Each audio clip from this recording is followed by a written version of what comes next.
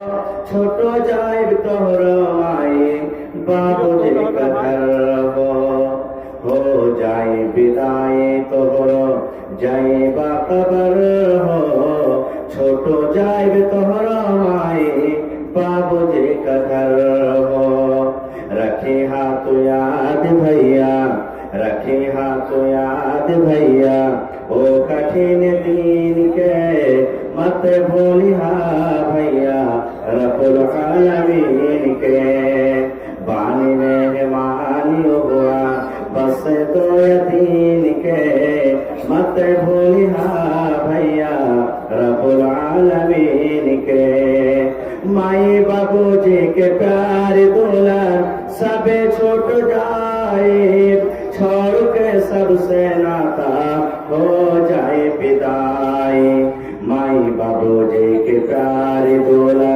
सब छोट जाए छोड़ के सबसे नाता हो जाए विदाई पहले गरम पानी डलिहा पहले गरम पानी डलिहा फिर ले लगे साबुन से मत भूलिहा भैया रब्बुल आलमीन के पानी में वानी हुआ बस दो दिन के मत भूलिहा बाबू रब्बुल आलमीन के मत भूलिहा भैया रब्बुल आलमीन के नारे तकबीर।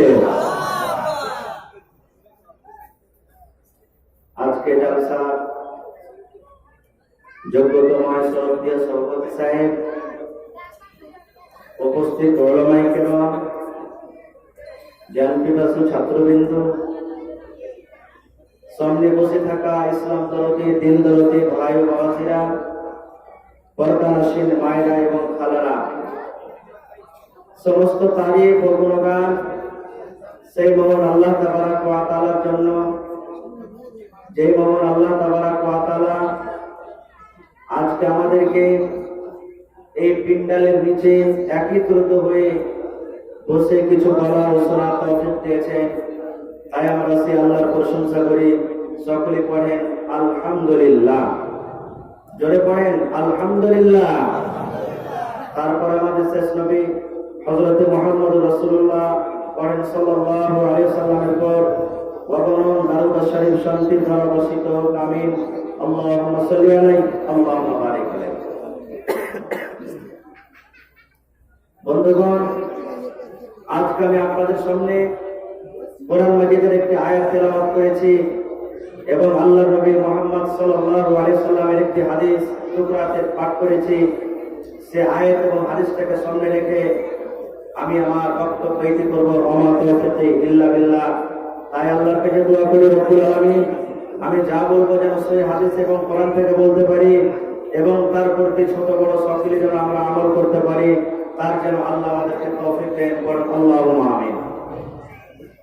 বন্ধুগণ, আজকে আমি আপনাদের সামনে যে বিষয় নিয়ে আলোচনা করব সেটা হলো ভালোবাসা।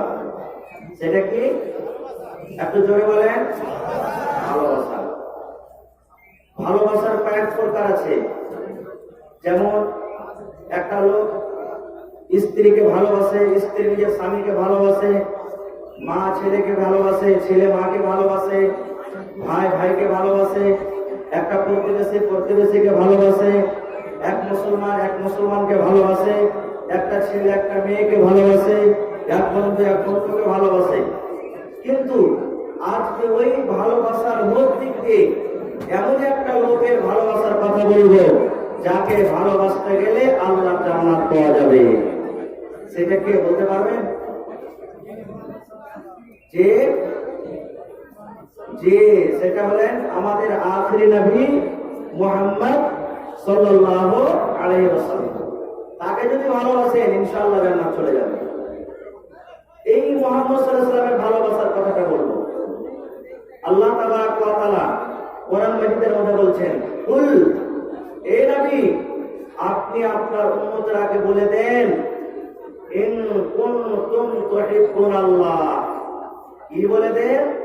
আল্লাহ রাব্বুল আলামিন নবীকে বলছেন আপনি বলে দেন লোকেদেরকে, আপনি আপনার উম্মতকে বলে দেন যদি তোমরা আল্লাহর সাথে বন্ধুত্ব করতে চাও, আল্লাহ রাব্বুল আলামিনকে ভালোবাসতে চাও, নবীজি আপনি একটু তাদেরকে মেসেজ দিয়ে দেন কি ফাত্তাবিউনি, তোমরা আমার অনুসরণ করে চলো। কার অনুসরণ করতে বললেন আল্লাহ তাবারাক ওয়া তাআলা? জোরে বলেন, মুহাম্মদ সাল্লাল্লাহু আলাইহি সাল্লামের অনুসরণ করতে বললেন। আমার সাথে একটু কথা বলবেন, আমার অভ্যাস আছে আমি যদি কথা বলি তা আপনাদেরকে বলতে হবে, এই জন্য বলি মুখে যদি কাউরে তামুক খাইনি থাকে একটু এই অঙ্গল দিয়ে পেট দিয়ে পার তলাতে রেখে দেন আর আমার সাথে কথা বলেন। আল্লাহ তাবারাক ওয়া তাআলা বলছেন, এই নবীজি আপনি পৃথিবীর মানুষরাকে বলে দাও, যদি তোমরা আল্লাহর সাথে ভালোবাসা করতে চাও, আল্লাহকে ভালোবাসা করতে চাও, আল্লাহর নিকট হইতে চাও, নবীজি বলে দেন ফাত্তাবিউনি, এই নবী আপনি এই কথা বলেন আপনার উম্মতকে তোমরা আমার অনুসরণ করে চলো। তাহলে আল্লাহ তাবারাক ওয়া তাআলা আবার বলছেন, নবীজি আরো একটু আপনি আপনার উম্মতকে বলে দেন, যদি আপনার উম্মত আপনার অনুসরণ করে চলে আমি আল্লাহ দুটা কাজ করব ওদের জন্য। ইউহিব্বুকুমুল্লাহ, আমি ওই লোকেরাকে ভালোবাসবো, এবং ওয়ায়াগফির লাকুম যুনুবাকুম, আমি আল্লাহ ওদের জীবনের গুনাহকে মাফ করে দেব। কেন? আমি হলাম গফুর রহিম, আমি মানুষের গুনাহ খাতাকে মাফ করনে वाला, মানুষের প্রতি রহম করনে वाला হলাম আমি আল্লাহ। তাহলে এই আয়াত থেকে আমরা বুঝতে পারলাম কি রাসূলের ভালোবাসা শুধু দিল থেকে, অন্তর থেকে, মুখ থেকে আমি বলে দিলাম রাসূলকে আমি খুবই ভালোবাসি, এটার নাম ভালোবাসা? জোরে বলেন, জি না। রাসূলকে ভালোবাসতে গেলে কি করতে হবে? রাসূলের ইত্তেবা করতে হবে। রাসূলের ইত্তেবা কখন হবে? যখন রাসূল সাল্লাল্লাহু আলাইহি ওয়াসাল্লামের কথা আমরা মানব, নবীজি যে কথার আদেশ করেছেন সেই কথা মোতাবেক যখন আমরা নিজের জীবনটাকে কাটবো, রাসূল যে কাজ থেকে নিষেধ করেছেন সেই কাজ থেকে যখন আমরা রুখে যাব, তখন রাসূলের অনুসরণ করা হলো। আর যখন আমরা রাসূলের অনুসরণ করব তখন আল্লাহ আমাদেরকে ভালোবাসবে এবং আমাদের জীবনের গুনাহ খাতাকে মাফ করবেন। এবার যদি আমাদের গুনাহ মাফ হয়ে গেল তো আমরা যাব কোথায়? জোরে বলে, জান্নাতে যাব। বন্ধু আমার, হাদিসে নবী বলেছেন কি, আল্লাহ সাল্লাল্লাহু আলাইহি ওয়াসাল্লাম বলেছেন, কুল্লু উম্মতি ইয়াদখুলুনাল জান্নাহ, নবীজি বলেছেন জমিনের উপরে আকাশের তলাতে যত আমার উম্মত রয়েছে এরা জান্নাতে যাবে, এরা জান্নাতে যাবে। হাদিসটা শুনেন, নবীজি বলেছেন কুল্লু উম্মতি ইয়াদখুলুনাল জান্নাহ। এখানে মহিলাদের কথা বলা হয়নি, এখানে পুরুষের কথা বলা হয়নি, এখানে মুসলিমের কথা বলা হয়নি, এখানে গায়র মুসলিমের কথা বলা হয়নি। নবীজি বলেছেন যত আমার উম্মত রয়েছে এরা সব জান্নাতে যাবে। তাহলে হাদিস থেকে আমরা কি বুঝলাম? যারা নামাজ পড়ে ওরাও জান্নাতে যাবে, যারা নামাজ পড়ে না ওরাও জান্নাতে যাবে, যারা রোজা রাখে ওরাও জান্নাতে যাবে, যারা রোজা রাখে না ওরাও জান্নাতে যাবে, যারা নবীর কথা মানে ওরাও জান্নাতে যাবে, যারা নবীর কথা মানে না ওরাও জান্নাতে যাবে, যারা দান করে ওরাও জান্নাতে যাবে, যারা দান করে না ওরাও জান্নাতে যাবে, যারা কোরআন তিলাওয়াত করে ওরাও জান্নাতে যাবে, যারা গান বাজনা শুনে ওরাও জান্নাতে যাবে। নবীজি বললেন আমার যত উম্মত সব জান্নাতে যাবে। আপনারা 10 গ্রাম 15 গ্রাম মুচকি মুচকি হাসি দেখতে পাচ্ছে, কাজ হয়ে গেছে। কি দরকার নামাজ রোজা করার? এত কষ্ট করে উজু করে নামাজ পড়া, রোজা রাখার, দান করো, এই করো, ওই করো, এটা করিও না, ওইটা করিও না। নবীজি বলেছেন আমার সব উম্মত জান্নাতে যাবে। আমরা তো নবীর উম্মত, আমরা জান্নাতে চলে যাব, ভালো কাজ করি কিংবা মন্দ কাজ করি। জি, তারপরে নবীজি কি বলছেন এটাও শুনেন। আল্লাহ রাসূল সাল্লাল্লাহু আলাইহি ওয়াসাল্লাম বললেন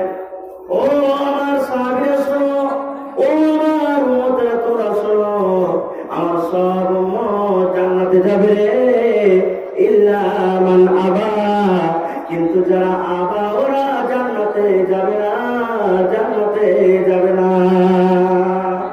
কারা জান্নাতে যাবে না? যারা আবা, নবীজি বললেন আবা জান্নাতে যাবে না রে, যারা আবা ওরা জান্নাতে যাবে না। আপনারা হয়তো মনে মনে চিন্তা ভাবনা করছেন, আজ বলেন আবা কাকে বলে, আবা কি জিনিস? সাহাবায়ে কেরাম বলতে পারলেন না আবা কাকে বলে। সাহাবায়ে কেরাম জিজ্ঞাসা করলেন, আল্লাহর নবী গো, আবা কাকে বলে? আমরা বুঝতে পারলাম না আবাকে। আবা যারা জান্নাতে যাবে না, আবা কোন লোকেরাকে বলা হয়? আল্লাহ রাসূল সাল্লাল্লাহু আলাইহি ওয়াসাল্লাম বললেন, মান আতাআনি দাখালাল জান্নাহ ওয়া মান আসানি ফাকাদ আবা। নবীজি বললেন, যারা আমার অনুসরণ করে, আমার কথা মানে, আমি যেই কাজের আদেশ করেছি সেই কাজগুলো করে, ওরা হলো আমার উম্মত, ওরা জান্নাতে যাবে রে, ওরা জান্নাতে যাবে। আর আমার অনুসরণ যারা করে না, আমার ইত্তেবা যারা করে না, আমাকে যারা মানে না, ওরা হলো আবা, ওরা জান্নাতে যাবে না। তাহলে বুঝলেন, এই হাদিস থেকে আমরা কি বুঝতে পারলাম? নবীজি বললেন, আমার যদি অনুসরণ করো, আমার ইত্তেবা করো, তাহলে জান্নাতে যাবে। আর যদি আমার অনুসরণ না করো, তাহলে জান্নাতে, বলেন জান্নাতে, জান্নাতে যাবে না। এবার আমাদেরকে একটু জানতে হবে আরো, যে নবীর অনুসরণ আমরা কতটুকু করছি আর নবীর অনুসরণ আমরা কতটুকু করি না, এটা আমাদেরকে জানা দরকার। একটা খবর শুনেছেন আপনারা? আল্লাহ তাবারাক ওয়া তাআলা সবথেকে বড় নিয়ামত যেটা আমাদেরকে দান করেছেন, আল্লাহর কিতাব কোরআন। শুনেছেন? ওয়াসিম রিজভী সুপ্রিম কোর্টে কেস করেছে যে কোরআন মাজিদের 26টা আয়াত হটানো হোক। 26টা আয়াতের ব্যাপারে কেস করেছে। পরে নাউজুবিল্লাহি মিন যালিক।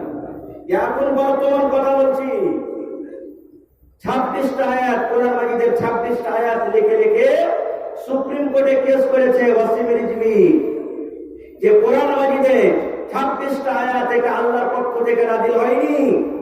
নবীজির পরে 4 জন খলিফা ছিলেন। একজন হলেন হযরত আবু বকর রাদিয়াল্লাহু তাআলা আনহু, 2 নম্বরে ছিলেন হযরত ওমর রাদিয়াল্লাহু তাআলা আনহু, 3 নম্বরে ছিলেন হযরত উসমান রাদিয়াল্লাহু তাআলা আনহু, 4 নম্বরে ছিলেন হযরত আলী রাদিয়াল্লাহু তাআলা আনহু। তো ওরা 3 জন মিলে, মানে হযরত আবু বকর, হযরত ওমর, হযরত উসমান, এরা 3 জন মিলে কোরআনটাকে এক জায়গাতে জড়ো করেছে। আর এই কোরআনের 26টা আয়াতকে ওরা নিজের তরফ থেকে কোরআনে লাগিয়ে রেখেছে। এই জন্য এই 26টা আয়াত কোরআনে থাকা চাই। সুবহানাল্লাহ, সুপ্রিম কোর্টে কেস হয়ে গেছে। হ্যাঁ মুসলমান, আজকে মাদ্রাসা, এই বানিয়া গ্রাম এবং যত আশেপাশে গ্রামের লোক আমরা এসেছি, আছি, আমাদের ভাগ্য ভালো। এই মাদ্রাসা আছে বলে আজকে এখানে মাহফিল লেগেছে। মাদ্রাসা আছে বলে আজকে এতটি লোক আপনারা এসেছেন, আমরা এসেছি। মাদ্রাসা না থাকলে এতটি লোক আমরা জীবনে এই জায়গাতে জড়ো হইতাম না। এই মাদ্রাসা আছে বলে আজকে চ্যালেঞ্জ হবে ওসিমের সাথে যে তুমি প্রমাণ করো যে কোরআন মাজিদে 26টা আয়াতকে তুমি বলেছো যে হটানো হবে, কোরআনে থাকা চাই না। এটা হলো হযরত আবু বকর, হযরত উসমান, হযরত ওমর, এরা লাগিয়েছে। আর প্রমাণ করো। কত বড় ফিতনা বুঝে দেখেন। হ্যাঁ মুসলমান, হযরত আবু বকর নবীকে কত ভালোবাসতেন, আল্লাহু সামাদ। হযরত ওমর কত ভালোবাসতেন, আল্লাহু সামাদ। হযরত উসমান কত ভালোবাসতেন।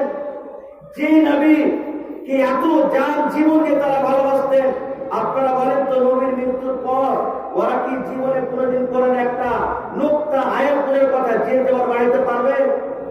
জোরে বলেন, পারবে না। তো হযরত উমরের একটা হাদিসের কথা শুনেন। উমর রাদিয়াল্লাহু তাআলা যেদিন শহীদ হয়ে যাবেন, মারা যাবেন, দুনিয়া থেকে চলে যাবেন, ফজরের নামাজ আল্লাহু আকবার বলে হাত বেঁধেছে। এক গোলাম, ও কিন্তু তাক করেছিল কখন নামাজে দাঁড়াবে। উমর জামাতে নামাজ শুরু হয়ে গেছে। হযরত উমর রাদিয়াল্লাহু তাআলা ইমাম হয়ে আছেন, আল্লাহু আকবার বলে হাত বেঁধেছেন। ওই গোলাম পিছন থেকে গিয়ে হযরত উমর রাদিয়াল্লাহু তাআলার পেটে এমন করে জোর করে ছড়া দিয়েছে, পেট ছিদ্র হয়ে গেল, ফুটা হয়ে গেল। বেহুশ হয়ে পড়ে গেলেন। অন্য একজন সাহাবী শর্টে নামাজ পড়ালেন, জখম হয়ে গেল। তখন তো এই যুগের মতো ডাক্তার ছিল না। আরে চলো তাড়াতাড়ি গেলে কলকাতা নিয়ে চলো, আরে চলো শিলিগুড়ি নিয়ে চলো, পাটনা নিয়ে চলো, দিল্লি নিয়ে চলো, এই করো ও করো। এত বড় ডাক্তার কোথায় পেবেন? সাহাবায়ে কেরামেরা বলছেন, আরে দুধ নিয়ে আসা হোক, একটা আমিরুল মুমিনকে দুধ দাও, দুধ খেতে গেলে বল হবে। সুবহানাল্লাহ, কত বড় যখন জানেন? আল্লাহুস সামাদ। এত বড় যখন হয়েছিল বন্ধুরে, হায়রাত ওমর রাদিয়াল্লাহু তাআলা আনহুর মুখে দুধ যেমন দেওয়া হলো, যে জায়গাতে যখন হয়েছে ওই প্যাড দিয়ে, ওই ছেদ্র দিয়ে দুধ দুধ হয়ে বের হয়ে গেল। এত বড় যখন, চতুর্দিক থেকে মানুষ, চলো রে আমিরুল মুমিন কাজকে শহীদ করা হয়েছে, মার্ডার করা হয়েছে, চলো দেখতে চলো। সবাই দেখতে এসেছেন। আজকে যেমন জালসা, অমুক অমুক জায়গা থেকে মাওলানা এসেছেন, চলো ওই শুনতে যাবো। এরকমই হায়রাত ওমর রাদিয়াল্লাহু তাআলা আনহুর খবর চতুর্দিকে ছড়িয়ে গেল, সবাই দেখতে আসে, চলো ওমরকে দেখবো, আজকে আমাদের আমিরুল মুমিনকে মার্ডার করে দেওয়া হয়েছে। সবাই দেখতে আসছে। দেখে যান, দেখে যান। এর মধ্যে এক নওজওয়ান এক যুবক ওমর রাদিয়াল্লাহু তাআলা আনহুকে দেখে হাঁটতে শুরু করেছিল। এই যে দেখেন ক্যামেরা লাগা আছে না, ধরেন এতক্ষণ দূর মোটামুটি গেছেন, হায়রাত ওমর রাদিয়াল্লাহু তাআলা আনহু শুয়ে আছেন, ওই লোকটার দিকে নজর পড়ে বলছেন, ওরে আল্লাহর বান্দা, তুমি আমার কাছে একটু এসো রে, তুমি আমার কাছে একটু এসো। লোকটা চমকে গেছে, আল্লাহ কি ভুল করলাম? কারণ ওমর রাদিয়াল্লাহু তাআলা আনহু কত বড় মেজাজের লোক ছিলেন নাকি। নবীজি একদিন বললেন, ওমর, যে রাস্তা দিয়ে তুমি চলো, যে রাস্তা দিয়ে তুমি হেঁটে যাও, যদি ওই রাস্তা দিয়ে শয়তান তোমার আগে আসে, শয়তান তোমার ডরে ভয়ে বলবে, বাপরে পালা, এই রাস্তা দিয়ে ওমর আছে, আমার যাওয়া হবে না। এরকম লোক চমকে গেছে ছেলেটা, বলছে কি বলছেন আমিরুল মুমিনিন? এবার ওমর রাদিয়াল্লাহু তাআলা বলছে, ওরে যুবক, ওরে আল্লাহর বান্দা, তুমি আমাকে দেখতে এসেছো, আমি ওমর, আজকে যদি আমি মরে যাই, আজকে যদি আমাকে মার্ডার করে দেওয়া হয় রে, আজকে যদি আমি দুনিয়া থেকে চলে যাই, আমি ওমর, আমি যদি মরে যাই, দিনের কোনো ক্ষতি হবে না, লোকসান হবে না। কিন্তু নবীর যদি একটা দিনকে না মানা হয়, নবীর যদি একটা কথা না মানা হয়, নবী যদি ইত্তেবা না করা হয়, নবী যদি ফরমানকে না মানা হয়, তাহলে অনেক ক্ষতি হবে রে, অনেক ক্ষতি হয়ে যাবে। যুবকটা বলছেন, আমিরুল মুমিনিন, আমি কি ভুল করে দিলাম, আমার কাছ থেকে কি ভুল হয়ে গেল আপনি আমাকে বলছেন? হায়রাত ওমর বললেন, ও আল্লাহর বান্দা, ও যুবক, তোমার লুঙ্গিটার দিকে তুমি দেখো, ইরফা ইজার, ইরফা সাওবাক, তোমার লুঙ্গিটা দেখো, এই যে তুমি লুঙ্গিটা পরে আছো, মাটি দিয়ে ছেটে ছেটে তোমার লুঙ্গিটা তুমি হাঁটছো, ইরফা ইজার, এই তোমার লুঙ্গিটা তুমি উঠিয়ে নাও, এই লুঙ্গিটা টাকনা থেকে উঠে করে পড়ো। যদি লুঙ্গিটা উঠিয়ে পড়ো, নবীর কথা মানা হবে রে, নবীর ইত্তেবা করা হবে, নবীর দ্বীন বাঁচবে রে। আর যদি তুমি এই কাজটা না করো, তোমার অহংকারী করা হবে, নবীর অনুসরণ করা হলো না, ইত্তেবা করা হলো না। আর আমি যদি ওমর মরে যাই, দিনের কোনো ক্ষতি হবে না। নারে তাকবীর! দেখেন, যে লোকটা দুনিয়া থেকে চলে যাবেন, এরকম সময়তে একটা লোককে দেখছেন যে লুঙ্গিটা ছেটে পড়ছে, ওই সময়তে বলছেন যে তুমি লুঙ্গিটাকে উঁচু করে পড়ো, না হলে তুমি গুনাহগার হয়ে যাবে। এরকম লোক নিজের তরফ থেকে আল্লাহর কিতাবের সাথে ধোঁকাবাজি করতে পারে, নিজের তরফ থেকে আয়াত লাগিয়ে কোরআনে লাগাইতে পারে। আপনাদের বিশ্বাস আছে? জোরে বলেন।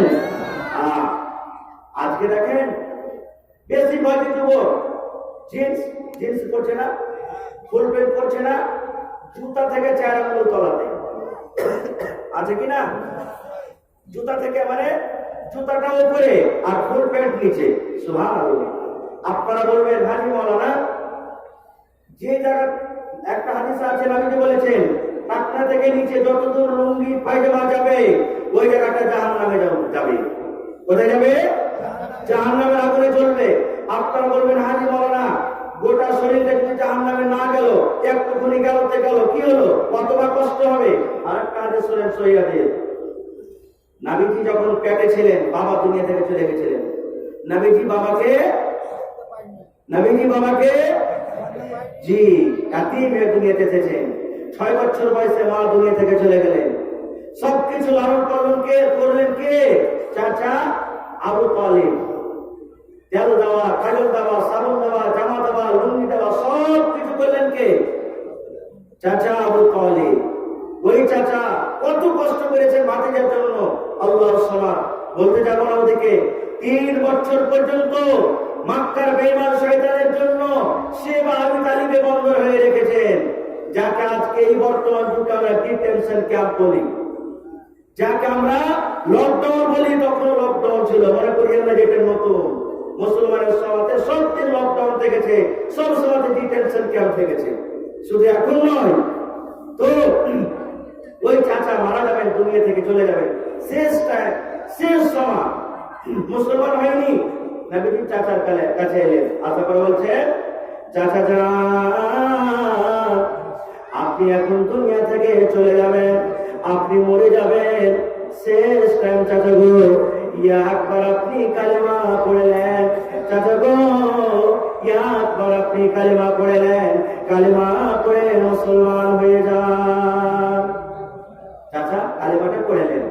এদিকে মক্কার বড় বড় সরদার নেতারা বসে আছে, ওরা বলছে, আবু তালেব খবরদার, এই শেষ টাইমের শেষ সময়তে ভাতিজার কথা শুনতে হবে না, বেদিন হইতে হবে না, খবরদার বাপদাদার ধর্মকে ছাড়বি না। কিন্তু নবীজি বলেন, চাচা গো একবার আপনি কালেমা পড়লেন, কেননা আমি নবী, আপনি যদি মরে যান, এই চাচা পাপ দেখতে পাইনি, যদি পাপ হন তো আপনি, মার দয়া মাপত আমি পাইনি, মা যদি হন তো আপনি। চাচা গো আপনি যদি কালেমা পড়লেন, আপনি যদি মুসলমান হয়ে যান, আপনার জন্য কিয়ামতের দিন রব্বুল আলামিনের দরবারে আমি দোয়া করতে পারবো, সুপারিশ করতে পারবো। আর যদি আপনি মুশরিক হয়ে মারা যান, আপনি যদি কাফের হয়ে মারা যান, চাচা আমি নবী হয়েও আপনার জন্য কিয়ামতের দিন সুপারিশ করতে পারবো না। কারণ রব্বুল আলামিন কোন বেঈমান মুশরিকের জন্য আমাকে সুপারিশ করার রব্বুল আলামিন পারমিশন দেয়নি। চাচা কালেমাটা পড়লেন আপনি, এদিকে নবীজি বলছেন পড়েন, ওদিকে মক্কার বড় বড় লোকেরা বলছে না পড়তে হবে না। শেষ পর্যন্ত আবু তালেব কি বলছেন জানে? ও ভাতিজা মুহাম্মদ, আমি জানছি বাবা তুমি সত্য হবে, তোমার কোরআন সত্য, তোমার আল্লাহ, কিন্তু বাবা রে আমি যদি কালেমা পড়ে মুসলমান হয়ে যাই, তাহলে আমাকে আমার বংশের লোকেরাকে এরা গালি দিবে, নানা প্রকারের কথা বলবে যে আবু তালেব শেষ টাইমে শেষ কালে বাপদাদার দিনকে, বাপদাদার ধর্মকে ত্যাগ করে মারা গিয়েছে। এই জন্য ভাতিজা মুহাম্মদ আমি তোমার ধর্ম কবুল করব না। যে ধর্মে আমার বাপ চাচারা মারা গিয়েছেন, ওই ধর্মে আমি আবু তালেব মারা গেলাম। তাহলে নবীজির চাচা আবু তালেব মুসলমান হয়ে মারা গেল না মুশরিক হয়ে? জোরে বলেন। নবীর চোখে পানি। সাহাবায়ে কেরামেরা বললেন, আল্লাহর নবী গো কি ব্যাপার, চাচা মরল এই জন্য আপনার চোখে পানি লাগে? বলে না রে আমার সাহাবীরা না। বলছেন তবু কেন? হযরত নবীজি বললেন, ও আমার সাহাবীরা শোনো, আমার চাচা আপনার জন্য আমাকে এত ভালোবাসা দিয়েছে, আমার জন্য এত কষ্ট করেছে, আমাকে কাপড় তেল সাবুন সব দিয়েছেন, কিন্তু শেষ টাইমে শেষ সময়তে ভাতিজা আমি ভাতিজা চাচার আমার ধর্ম কবুল করলো না, আমার প্রতি ঈমান নিয়ে আসলো না। এই জন্য আমার চাচা আবু তালেব সারা জীবন জাহান্নামের আগুনে জ্বলবে। কিন্তু আমার সাহাবীরা রব্বুল আলামিন আমার চাচার উপর একটু দয়া করবে, এত রহম করবেন। কি দয়া? জাহান্নামের মধ্যে সবচেয়ে যেটা ছোট আযাব, ওই আযাবটা রব্বুল আলামিন আমার চাচাকে দিবেন। কি আযাবটা?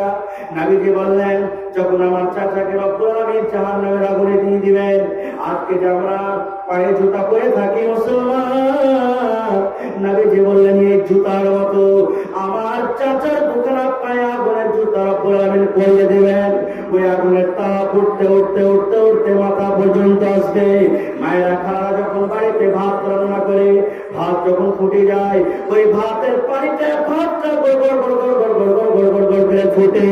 নবীজি বললেন ওই পায়ে যে আগুনের জুতা দেওয়া হবে, ওই আগুনের জুতার তাপ উঠতে উঠতে মাথা পর্যন্ত আসবে এবং মাথার মগজ গোলা গড় গড় গড় গড় করে ফুটবে।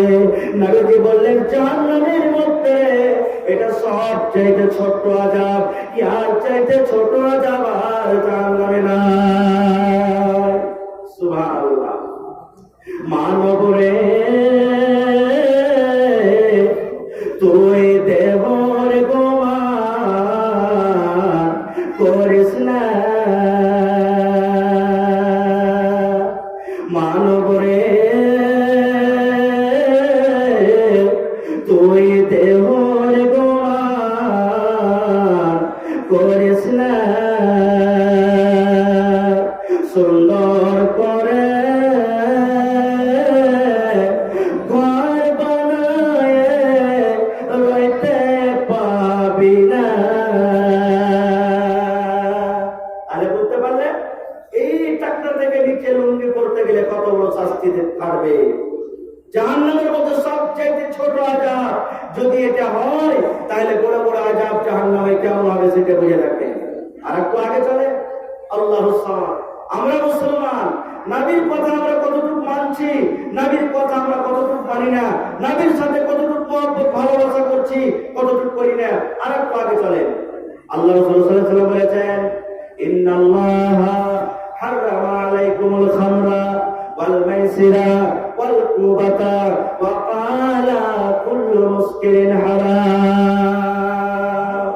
আল্লাহ রাসূল সাল্লাল্লাহু আলাইহি ওয়াসাল্লাম বলেছেন, ইন্নাল্লাহা হারামা আলাইকুমুল খামরা, আল্লাহ রাব্বুল আলামিন মদ পান করাকে আল্লাহ হারাম করে দিয়েছেন, ওয়াল মাইসিরা জুয়া খেলাকে আল্লাহ হারাম করে দিয়েছে, ওয়াল কুবাতা গানের বাজনাকে ঢোলের বাজনাকে রব্বুল আলামিন হারাম করে দিয়েছেন। আর নবীজি বলেছেন ওয়া ক্বালা কুল্লু মুসকিরিন হারাম, যত প্রকারের নেশা আছে সব হলো হারাম।